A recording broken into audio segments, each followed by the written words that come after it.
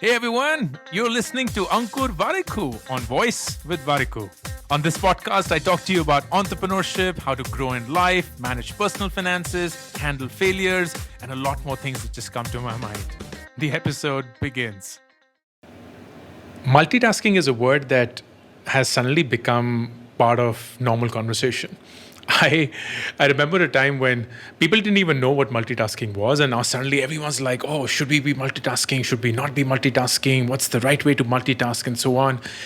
And what I wanted to do in this episode was one, break down what I think is the definition of multitasking, and then provide a way for you to multitask, at least the way that I do it and I found effective for my own self.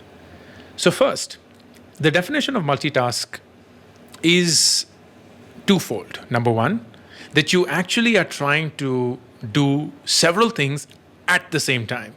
So imagine that you're driving and you're also speaking to the phone, on the phone, and you're also listening to music, and perhaps someone's sitting next to you and you're also trying to have a conversation with them, and that's multitasking. And I think a lot of people, when they think of multitasking in a negative manner, have this in their mind. That's the definition, that's the image that they have, which is like, oh, that's not what one should be doing. And they're right, that's not what one should be doing. It will never work if you're trying to multitask. I think the biggest definition and example of that in the last 1.5 years, when we've all been working from home or stuck at home, is Zoom calls, where we're part of these video conferences, we're part of these video calls, and we switch off a camera and we're doing something else. And we think we're paying attention to what's going on, but you know what, my friend, that's not how it works. The human mind is not geared to have multiple attention levels designed for multiple tasks at the same time. So it's going to be a disaster. And everyone who thinks of multitasking in this way and thus does not like it is absolutely right in their thinking. But in my view, there is a definition of multitasking that can actually help. And that is, can you actually get done multiple things, not at the same time, but within a stipulated time period?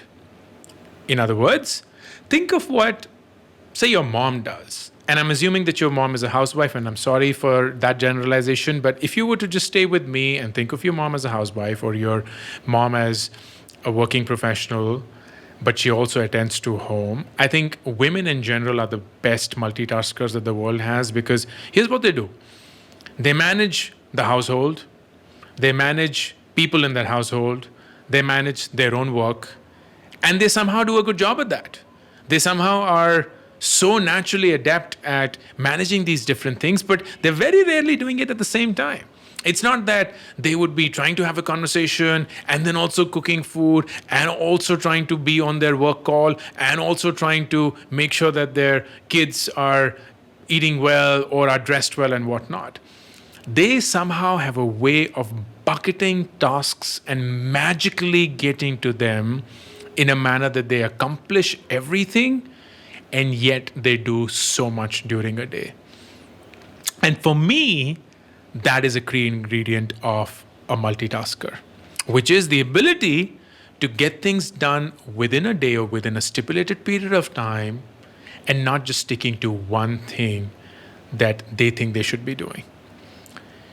And when it comes to this definition, it suddenly opens up boundaries, because what it allows you to do is to look at yourself not as just one person robotically doing just one task, but as a multifaceted individual who's doing multiple things within a day. In a day, you could be meditating, you could be reading, you could be attending to your hobby, working out, having a good meal, also getting a lot of work done, also taking out time for yourself, also spending time with family. And if you're able to do all of these things within a day, you are a multitasker, my friend, and a good one at that. But there needs to be a science and a process of how you go about doing it.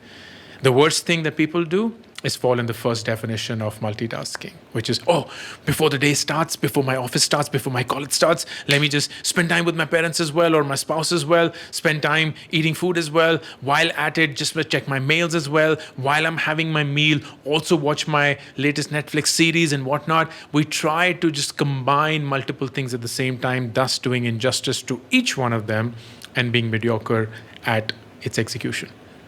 So here's what I personally do, which has benefited a lot. And I learned of this being a founder. As a founder, there are multiple functions that you need to address, multiple functions that require your attention. And the buck stops at you. So it's not that you can say, oh, no, I don't want to do this, because you got to do this. You got to look at finance. You got to look at sales. You got to look at marketing. You got to look at HR. You got to look at something else. And I struggled for the longest time to make sense of it, because I'm someone who loves to be in the thick of action and to get things done. But I was like, oh my God, this context switching, which is at 9 a.m., I'm in marketing, then at 10 a.m., I'm at sales, then at 10:30 a.m., I get a call from a client, and then at 11, I'm in an HR, and then at 12, I'm doing something else, then at 1, I'm having lunch, then at 2, I'm making something else. It was just crazy. And I very clearly saw that I was not doing a good job. I very clearly saw that I was not benefiting anyone that I was spending time with, and it was a disaster in the making, while it gave me the impression of being busy. And that's the shit about multitasking that I don't like. It gives you the impression of being busy while actually not making any meaningful progress. So you want to kill that. And I don't remember where I got this idea from, but I'm just so glad that I did. I basically drew upon this concept of flow. And for those who do not know the concept of flow, it's a very powerful concept, which basically says, if you have a very fine balance between the skill that you possess as an individual and the difficulty of the task at hand, you will be in something called flow. If the difficulty of the task you have at hand and the skill that you have to do that task is balanced and balanced really well, you will be in this state called flow. And I think the best way that I can describe that is when you lose yourself and the sense of time doing something that you're thoroughly enjoying. Whether it's, say, gaming and you end up gaming for hours, whether it's singing and you end up singing for hours, whether it's even listening to music and you end up reading or listening to music for hours. It's basically because, that could also be work, and I didn't mean intentionally to take it out of the equation. It could very well be work. You're working and you work for hours. The reason why we end up losing the sense of time is because whatever is it that we are doing and whatever skill we have to do it is perfectly balanced. So it feels like great. If the skill that we have is more than the task at hand, we will very quickly get bored. And that's what happens when you pick up something which you find very easy to do and you just get really bored very quickly. Or if what you have to do is really hard and you don't have the skill for it, you get demotivated very quickly. And this is where most of us really lie, in either of these two sections, which is either we get demotivated really quickly because what we have to do is far greater than the skill that we have, or we get bored really easily because the skill that we have is far greater than the task at hand. But only when you find this balance, you're in flow. And when you're in flow, you essentially lose sense of time. So what I wanted to do was ask this question: how can I get into flow? How can I get myself in flow? Because flow by definition requires time. So I reverse engineered the question, which is, if I am in flow, I will end up spending a lot of time without even realizing that I did. So let me ask the opposite question. If I want to spend a lot of time doing something, how can I get to flow? And this is where I came up with this single tasking option or idea. And the single tasking option or idea is, can I devote myself to a task for a slightly extended period of time than just half an hour, 1 hour, and quickly moving on from one thing to another, one thing to another? Because if I do that, I will be in flow. So the next week when I came back to office as a founder and I still had the same things I had to do, I changed it completely. And I said, you know what, within a day, I'm not going to go through sales and marketing and finance and HR and all of that stuff. I will break my week into it. So Monday, first half, call it sales. And I'm going to spend 4 hours with the sales team and do a good job getting deep into the thing, making sure that I make sense of it, being very deliberate about it.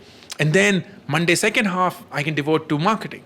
And Tuesday, all of it, I want to devote to something else, which I think will require that 1 hour, 1 day full. And I suddenly broke everything that I had to do in large chunks instead of very small chunks. And that just changed the game completely. It changed the game completely because now I suddenly had the option and the opportunity to get into flow. I could balance the skill that I had with the task at hand and do it for an elongated period of time, because if I did that, I did it well. And at the end of the week, I still ended up doing several things, multiple functions, but now I made sense of all of them. And that's the same thing that you can do as well. If you struggle to read and to exercise and to listen to music and to do everything else that you have to do, plus your work or your studies within the same day itself, break down everything. Say, you know what, Monday first half or Monday first 2 hours, I'm going to devote to reading. And that's what I would do for the rest of the week. I'm just going to read for 2 hours, but I'm going to read it in a flow. Or I want to read for 6 hours a week and I'll only do it Monday, Wednesday, Friday, but I'll do it for 2 hours each, as against trying to do it for just half an hour every day. I want to work out, and I will work out not every day, but only 2 times a week. But I will devote an hour full to that. I want to play with my kids or my siblings, with my friends or whatsoever, and I'm going to devote time for that. I want to work, but my work is, oh my God, I need to do task A and task B and task C. So I'm going to devote 1 full day to task A, do a good job of that, do a deliberate, a thorough job of that, and then move to task B and then to task C. Give it enough time, as against trying to do task A, B, and C in the same day itself. When you begin to see yourself in this single tasking mode, then basically what you do is become an effective multitasker.